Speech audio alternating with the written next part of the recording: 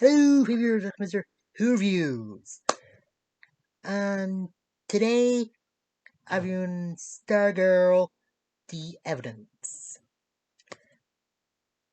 And in this, the comic staff uh, brings Courtney to where Sylvester was in the end of last week's episode, while Courtney was in bed.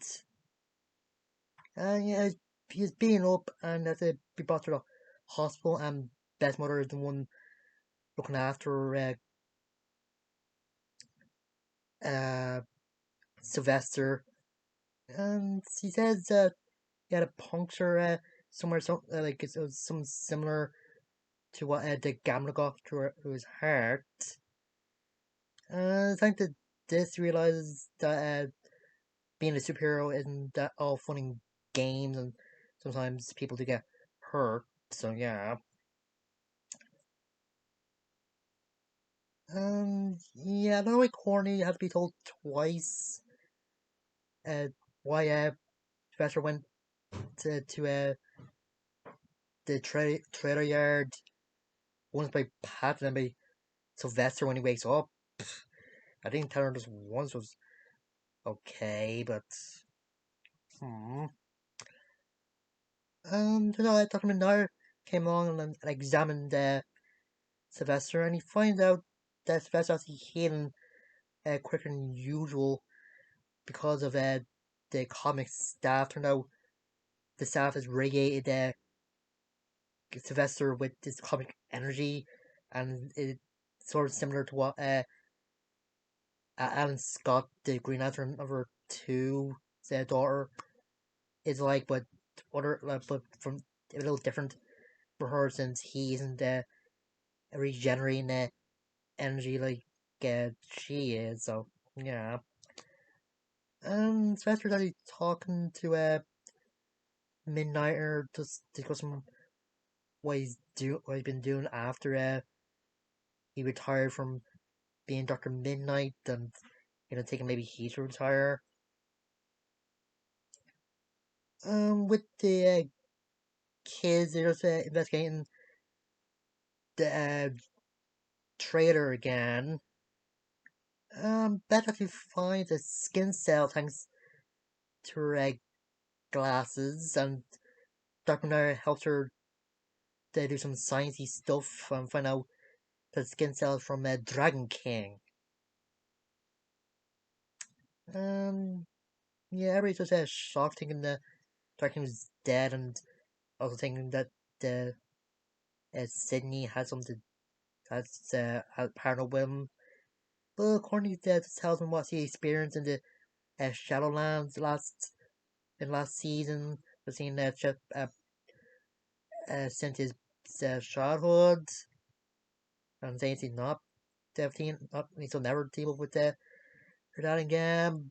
But there's a scene in the middle and at the end, some that she's kind of gone through some stuff, like getting scales, her eyes widening, or going back to her head. I can't really tell, and does some other stuff. Yeah, with Barbara, she actually getting some kindness from the manager who was mean to her last episode, thanks to Paula.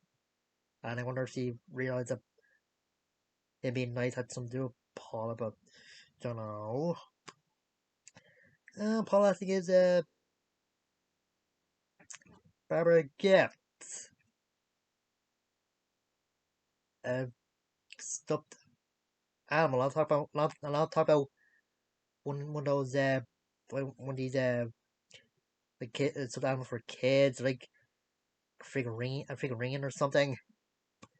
Yeah, I don't know if it'll be a dog, cat, or whatever, but hmm. And Sports Center actually comes around to Pat's place while he and Spencer watching this Clint Eastwood movie. Looked like there's gonna be a fight, but turn out uh Florida Stars came around to give Spencer some beer, and as he's Spencer actually invites him to watch the movie with him. And later on, him Pat is outside and have a bit of a talk with Pat, just trying to get Hester to realize maybe he'd be a mentor. And he just talk about the person that gave him the comic staff, so good. And Pat he showed him the uh, Starman Cake costume or Starman costume he made for Sylvester. And Rick and Yolanda were actually looking for Courtney since they wanted to search for Dragon King in the sewers, but Starman said he'll go instead. And with the new deal that he had with Courtney, that if she isn't around at the time, he can take comic staff because he's feeling a bit guilty about the deals that they made, and just felt like as her felt like a hurt. Okay, speaking of Lana, they actually revealed there's some problems with her family because her dad lost her job, and that's the reason she became a waitress again because they need money. And it seemed like they're gonna sell their house, and Lana's mom saying that the realtor be coming around anymore or something like that. So yeah, and yeah, Colonel Courtney was with uh, Cameron, and yes, he revealed his powers manifesting in him when they're in a. I remember when he touches his hand, it just explode over him. And so he thinks his dad's a hero. I'd have to mention the beginning of the episode where they said show him and look at these snow globe. Crescent actually breaks one trying to use his powers, and post represent Courtney.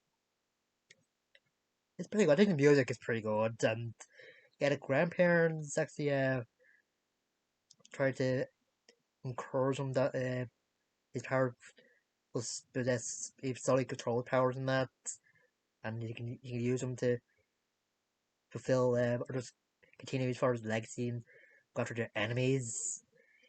Yeah, you can tell they got their villains. But actually, talking to Courtney, I think near a, a carousel or something. Uh, Cameron's actually able to control his power. That Courtney saying or pass on the advice that the investor gave to her, saying that it's their emotions that help control their powers, and uh, Cameron said that think about the love he has for his parents and that. And again, the music is just great when it's so just the snowfall or the ice falling into snow and that. And yeah, Courtney and Cameron have a bit of a snog. Hmm. Yeah, I think it'd be uh, better if Courtney tells him how his dad died, and he said he knows his dad's dead, but the grandparents won't tell him exactly how he died. So I think it'd be more tragic, and probably won't take it well, thinking that his dad's a hero and Courtney's brother killed him and it's evil. Oh yeah, Courtney's brother and the kid with the trouble pen I was seeing in this, but yeah, every mountain with Courtney's brother wanted to search down sewers with a stripe has the kid with the pen wait for the keys, but it causes the bathroom door to explode, and there's a lot of keys. Yeah, don't know. Yeah, I think it's a good episode of on Icicle Junior's beginning and whether he will go to the dark side or the light side or whatever.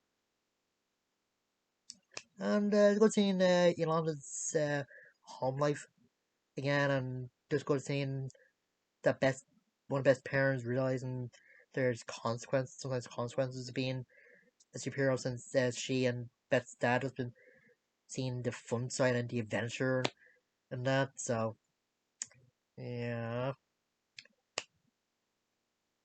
and yeah, turns out a week break after this episode, so and don't know if things are going to go off the rails in next episode because I remember that apparent preview for episode 5.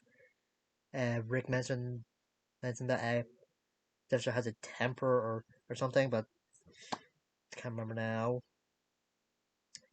Yeah, I don't know why the person put it up to upload put up this late, but because it's to do with time difference, power. But And as I said, the music when Cameron's using his powers or to sound great, sound like something that Alan Menken would uh would use in like Batman Returns or Edward Scissorhands. I don't know. Is it Edward Scissorhands? Yeah, okay. Okay, them. And yeah, and just because seeing Pat and Sylvester get along with the Sportsmaster. And I'm like, I believe he's doing one-handed puzzle not knowing that Pat wasn't there. Ugh, I don't know. I mean, yeah, that's it. I'll do. Guys, later.